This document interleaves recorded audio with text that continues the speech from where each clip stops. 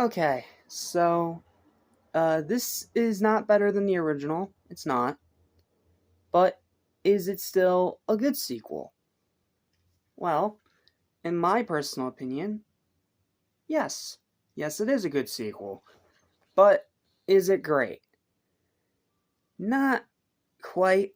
And it's because of one big problem that we'll talk about. But as far as the movie itself goes, it's pretty good. If you like the first Karate Kid, you should definitely watch this one. But whatever you do, don't watch 3 and 4. The next two we have to talk about because those two are absolute dumpster fire garbage. And we'll talk about those when we get to them. But trust me, the first two are definitely worth your time. So now that we have talked about the original, let's talk about the sequel and why it's actually pretty good. What's up? What's happening? What's going on, everybody? Welcome back to Musician, which is for anything and everything animation, including kid learning karate as well as TV and movies. I'm still working on it. I'm sorry. I am your host, Jackson Small. Welcome to Kah-Rah-Tay May once again, and welcome back to our look through the Karate Kid series, starting now with Karate Kid Part 2. I didn't really know what to expect with this one. I mean, I've heard some good things about it, but I haven't really watched super in-depth reviews or anything like that. The general consensus seems to be it's cheesy, it's goofy, but it recaptures the spirit of the original. Yeah, it pretty much does exactly that. Now, it's not better than the original, no, but that's because the original was 2 hours long, and this one is, what, like an hour, 40 minutes, something like that? It's a pretty short movie. So, because of that, it does have to rush a bit in the final act, and you know what, let's just get into it. So, yes, I'm just going to say right now, I do recommend this movie, definitely check it out, but please stick around and hear my rest of my thoughts, okay? Alright, here's my written review for Karate Kid Part 2, I hope you enjoy. And it feels good to talk about a good movie again. Wasn't sure what to expect going into this one. I did like the original, but I wasn't really over the moon about it, and rarely are sequels better than the original with most franchises. And that didn't change much here. The Karate Kid Part 2 is still a really good sequel, but not quite a great one, and a very, very small step down from the first. Like, very small. It's literally like a 1 point difference. The storytelling is great and full of emotion. This is the one where we get more on Mr. Miyagi and we go to Okinawa. We learn more about his origins and we see him with his final moments with his dad and this other guy that his dad was teaching and their whole rivalry. Like, all that is excellent. I love that part of the movie. And when the emotional moments do happen, they hit pretty good. Like, when the father eventually passes away because of his illness, even though I didn't know the guy for very long, I still felt that same emotion that everyone else did. And that scene where they're sending off all the paper lanterns in his honor,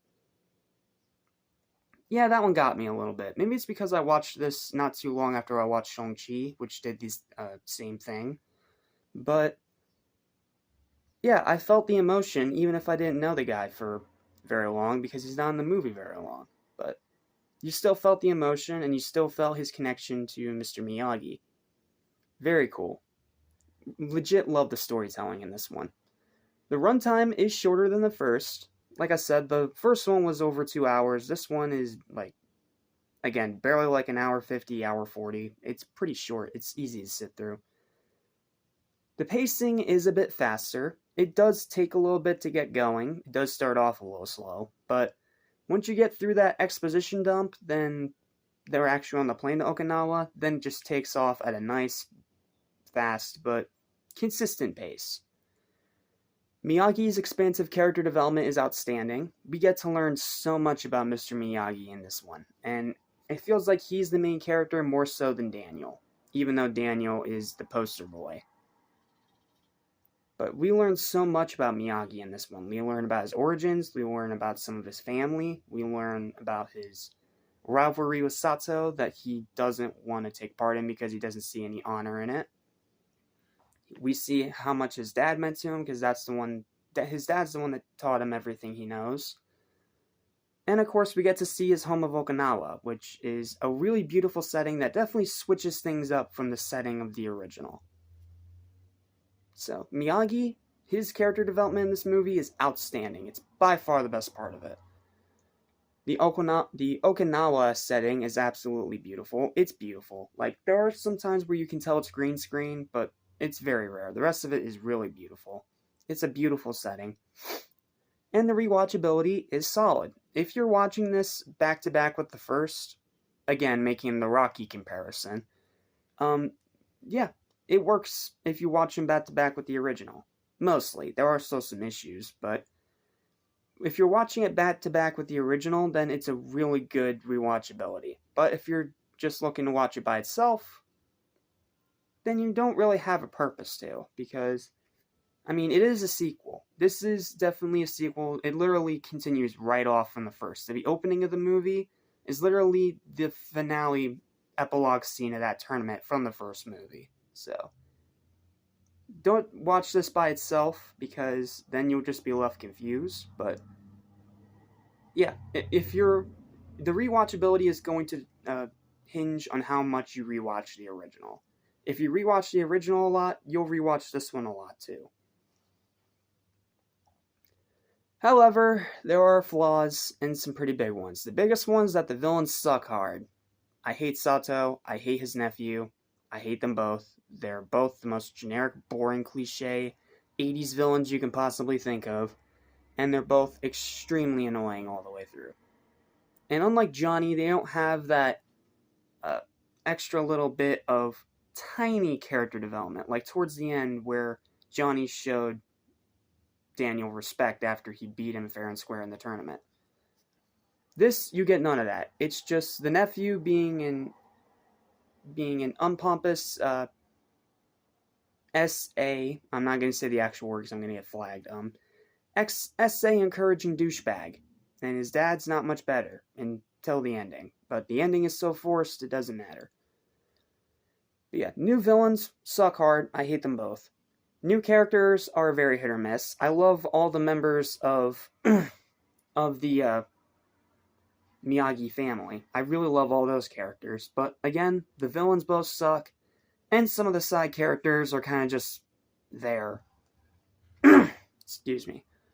The final act is an incredibly rushed mess, because we just had to have some kind of fight in there.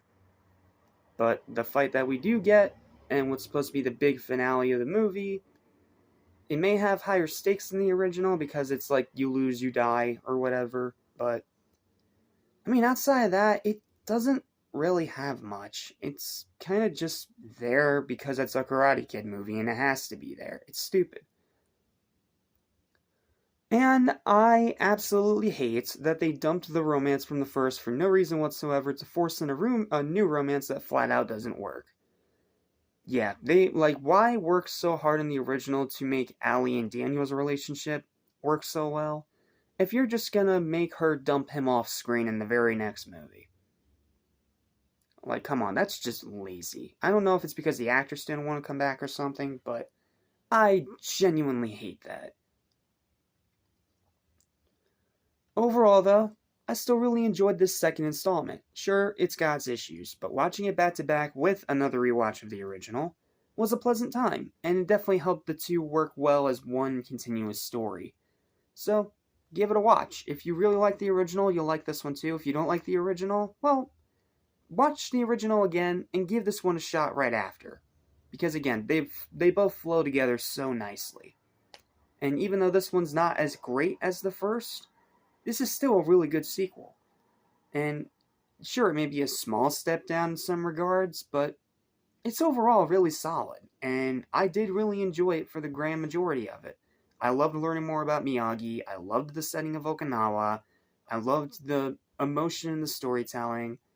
And I really, really loved the whole building rivalry. Like, yes, the villain sucks, but the way that they build up this rivalry with Miyagi and his character and how it affects his character is really good. So, because of all that, it all comes together to a solid second chop of a final verdict of a hey! Sorry, I had to be cheesy. It's a 7 out of 10. It's a pretty good movie. It's a pretty good sequel. Just not great and not up there with the first. It's a tiny step down from the first, but it's still more than watchable. I definitely recommend this one. It's still fun. It recaptures the spirit of the original, but it doesn't have quite the strength of the original. That being said, though, it's Mozart compared to the next two we gotta talk about, because the next two we gotta talk about are bona fide dumpster fires. I was warned that they were bad, and they were somehow worse than I even expected that to be. So, I will see you guys next time for the first of these giant turd piles, with the ending of the original trilogy, and a piss-poor ending of that one, with Karate Kid Part 3. It's not gonna be fun. I'll see you next time. Fighting for what comes up ahead.